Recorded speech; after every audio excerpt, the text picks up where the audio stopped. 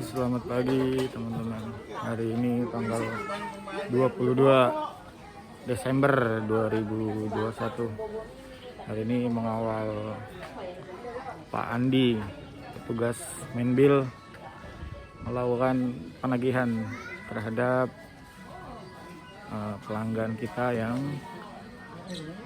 menunggak atau melakukan pembayaran lewat dari tanggal 20, yang mana pembayaran rekening listrik tiap bulan terakhir adalah tanggal 20. Oleh karena itu, untuk pelanggan yang lewat pembayaran listrik dari tanggal 20 maka akan di kolek atau ditagih oleh petugas Menbil namanya. Beliau ini Pak Andi, beliau petugas catat meter sekaligus petugas penagihan untuk pelanggan yang membayar listrik lewat jatuh tempo. Cuma dua doang. Yang dulu ini rumahnya terlalu itu gede awalnya. Bayar terlalu gede aja. Jadi kita yang kontrak ini asur. PLN sekarang memang fokusnya adalah untuk merubah habit pelanggan yang biasanya membayar listrik pada akhir bulan.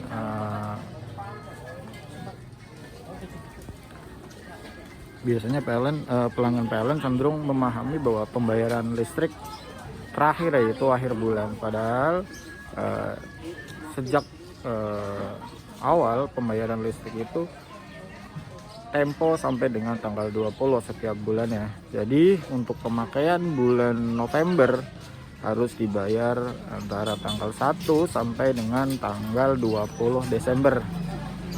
Begitu. Cuma karena pelanggan terbiasa atau belum terbiasa, belum ada sosialisasi yang dibuka, belum ada sosialisasi yang intens, sehingga persepsi mereka mengira bahwa pembayaran listrik terakhir tanggal 30 atau 31. Maka dengan adanya kami di sini selaku petugas PLN adalah menagih sekaligus mensosialisasikan ulang bahwa pembayaran listrik harus di antara tanggal 1 sampai dengan tanggal 20. Selebihnya jika lewat tanggal 20 maka pilihannya hanya dua, dibayar atau kita putus atau kita segel sementara sampai dengan dilakukan pembayaran, baru listrik kita nyalakan kembali. Penagihan ini juga berfungsi sekaligus untuk meminta data konsumen seperti nomor telepon, sehingga ketika di kemudian hari menunggak kembali maka tinggal mengingatkan lewat telepon, karena nomor telepon yang ada di PLN terkadang sudah tidak update atau sudah ganti nomor atau sudah berpindah kepemilikan, sehingga untuk update-nya maka setiap pelanggan yang menunggak kita samperin ke lokasi, maka kita mintakan nomor handphonenya kembali untuk diupdate di sistem PLN, sehingga ketika menunggak kembali kita tinggal mengingatkan telepon. Atau misal pembayaran listrik sampai dengan tanggal 20 belum lunasi, maka dekat-dekat dengan tanggal 20 kita ingatkan agar segera melunasi kewajibannya. Karena kadang pelanggan juga selain memang kadang bandel, emang kadang juga lupa, jadi kita perlu mengingatkan. Dan jika kita udah punya data, maka kita juga lebih mudah untuk memberikan sosialisasi atau informasi yang penting untuk konsumen. Enggak tuh, maksudnya Listrik itu bal gitu, per bal apa? Enggak tahu kalau di situ ya perusahaan gede mungkin kayak gitu kali Bang. Oh. Kan kerah tangan, kerah itu Pak. enggak ada kan?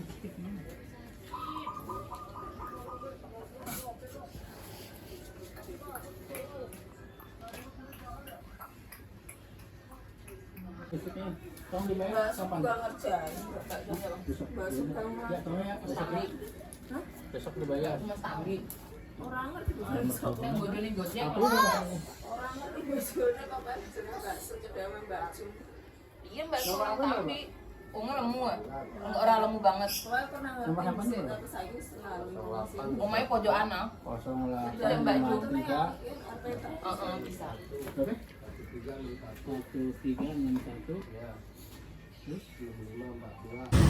Lalu seperti apa sebetulnya ketentuan tentang pemutusan? Nah, ini udah disetujui bersama ketika awal pemasangan baru tertuang di dalam surat perjanjian jual beli tenaga listrik. Nah, ketentuannya seperti apa? Ketentuannya yaitu ketika pelanggan menunggak 1 bulan, maka PLN berwenang untuk memutus pada MCB, memutus sementara sampai dengan pelanggan bayar. Nah, jika pelanggan menunggak 2 bulan, maka PLN berwenang untuk memutus kabel. Jadi memutus dari kabel, betul-betul diputus. Akan disambung kembali ketika pelanggan sudah melunasi kewajiban. Lalu ketika pelanggan jatuh pada bulan ketiga dan pelanggan belum membayar, maka PLN berwenang untuk membongkar rampung. Membongkar rampung adalah diputus dari kabel yang berada di tiang, seperti di kabel tiang. PLN berwenang memutus dari sana dan membongkar kabel berikut kWh meter. Dan jika pelanggan tidak segera melunasi, maka PLN akan memberhentikan secara sepihak status kepelangganannya, dan jika pelanggan ingin dipasang kembali, maka pelanggan berkewajiban melunasi kewajibannya serta membayar biaya pasang baru, sehingga PLN akan memasang kembali kWh meter di pelanggan. Maka dari itu jangan sampai hal tersebut terjadi. Sekarang kerugiannya ketika pelanggan melakukan keterlambatan dalam pembayaran. Kerugian yang pertama adalah dikenakannya biaya keterlambatan. Lumayan, biayanya bervariatif tergantung daya masing-masing. Ini penyegelan dilakukan karena pelanggan tidak membayar tepat waktu. Oke, kembali lagi. Kerugian yang kedua ya, atau kerugian selanjutnya yaitu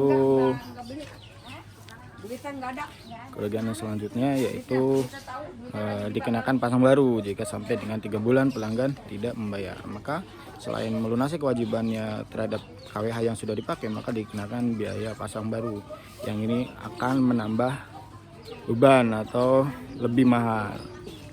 Gitu. Untuk diketahui, mungkin teman-teman di sini ada yang belum terlalu paham tentang mekanismenya, saya ulang. Jadi untuk pembayaran listrik yang jatuh sekarang bulan Desember, yaitu adalah pemakaian listrik pada bulan November yang harusnya dibayarkan pada tanggal rentang waktu tanggal 1 sampai dengan 20. Nah, ketika udah selewat dengan tanggal 20, maka petugas seperti Bapak Andi ini juga melakukan pencatatan meter. Nah, yang pada rentang waktu antara tanggal 21 sampai dengan tanggal 30 atau 31, tergantung tanggalan tiap bulannya. Nah, dari hasil pencatatan petugas ini langsung diinput sehingga akan dikeluarkan tagihannya pada bulan berikutnya, yaitu pada bulan Januari. Nah, pada tanggal 1 sampai 20 bulan Januari, maka ketika pelanggan akan melakukan pembayaran, maka sudah tersedia nominal dan jumlah KWH hasil dari input pencatatan pada rentang waktu antara tanggal 21 sampai dengan 30. Begitu. Jadi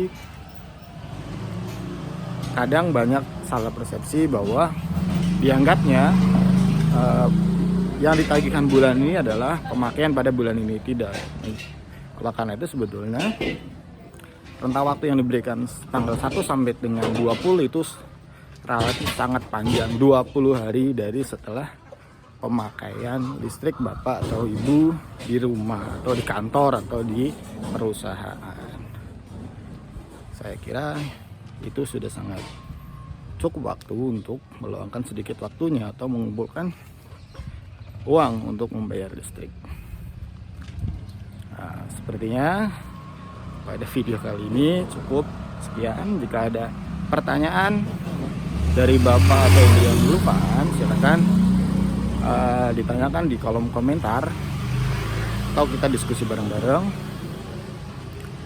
Mohon koreksi jika ada salah-salah atau kritik dan saran tentang video ini, atau ada pertanyaan yang mungkin ingin divideokan, ingin ditanyakan, komentar saja, maka saya akan berusaha membuatkan videonya dan penjelasannya sebisa saya. Kalau saya nggak bisa, nanti saya tanyakan ke teman-teman atau rekan kerja saya. Ya, harap dihindari untuk menitipkan pembayaran listrik pada petugas kami untuk menghindari hal-hal yang tidak inginkan. Misal rekening Bapak Ibu sudah titipkan kepada petugas kami, tapi petugas kami lupa atau tidak membayarkan, sehingga berpotensi ada kekeliruan atau pelunasan belum masuk. Ini sebagai pencegah untuk hal-hal yang tidak kita inginkan.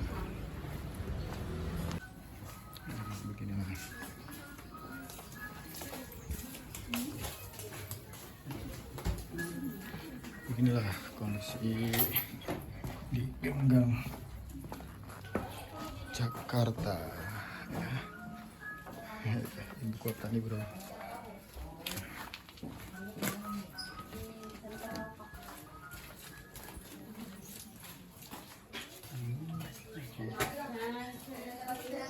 Sangat sulit mencari alamat di sini, tapi tidak dengan Bapak Andi. Beliau hafal setiap seluk beluk alamat pelanggan nih. Ya udah itu ya rekening listriknya belum bayar Desember doang, jumlahnya hampir 10.000. Ada ini Bu ya, di apa masih tolong ya. Ya nomor HP berapa Bu? Nomor HP ya.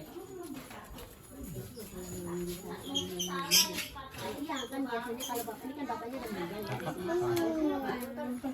Saya udah ngomong sama anak ya, jangan itu loh, kalau bapaknya tanggal 15 aja udah ribut ya, minta dibayarin gitu. Iya. Ini ayam mendingan gitu ya, iya dia belum bayar. Batasnya tanggal 20 sih ya Pak? Iya, 21 udah kita kemarin. Iya, ini tanggal 22 ya? 2, iya. Anakku udah ngomong sih, biasanya dibayarin di itu. Banking. Di Gimana dia ya, oh dia iya. Oh, kita minta komentar ya. Mana sih ya namaku ya? Nanti nyari anak gimana sih ya? keluar dulu. Ya nih nama aku ya. Oh iya, nomor Bu? 0812 Heeh. 0812 terus 26 Heeh. 64 Hmm. 63 82. 82. Oke. Ya, tolong ya. Ya, ya. Apa? Lanjut. Telusuri satu persatu.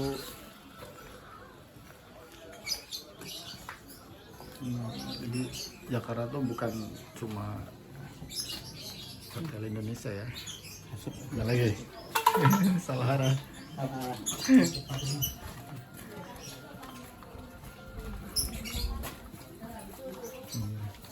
Jadi gimana, pikir-pikir lah orang mau ke Jakarta.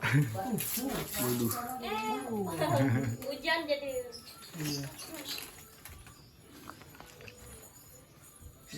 Ada orang ini. Nggak ada tadi jalan. Oh. Si Salim jalan. Salim jalan barusan. Sepi di kantornya. Iya, emaknya nggak ada. Kerja ya? Iya. Rekening listriknya ini belum bayar. Oh. Bulan Desembernya udah telat.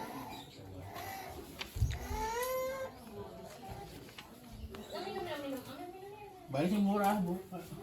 Bayarnya murah. Oh. Ini telat aja nih.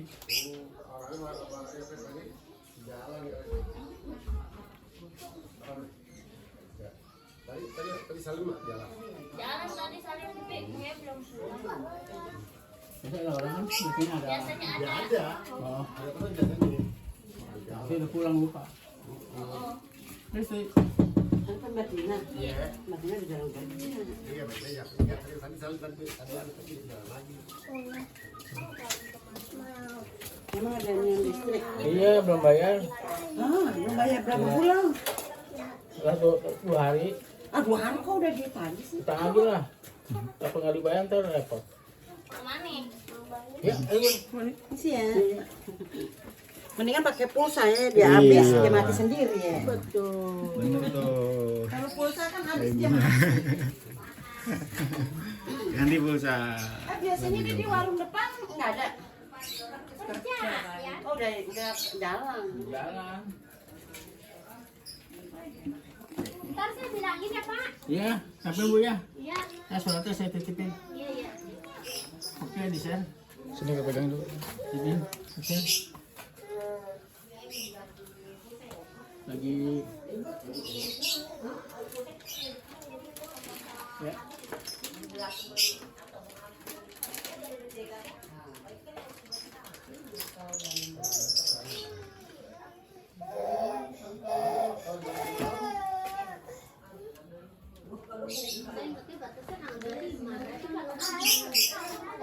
Kayak sama Bu tanggal 20 kayaknya. Iya, denda 5.000 kemarin. Fotonya mana? Lihat tuh, siapa?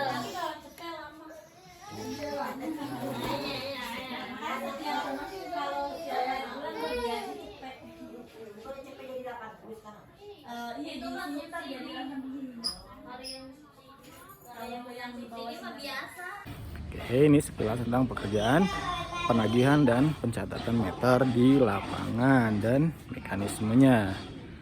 Begitu. Terima kasih, sampai jumpa di video selanjutnya.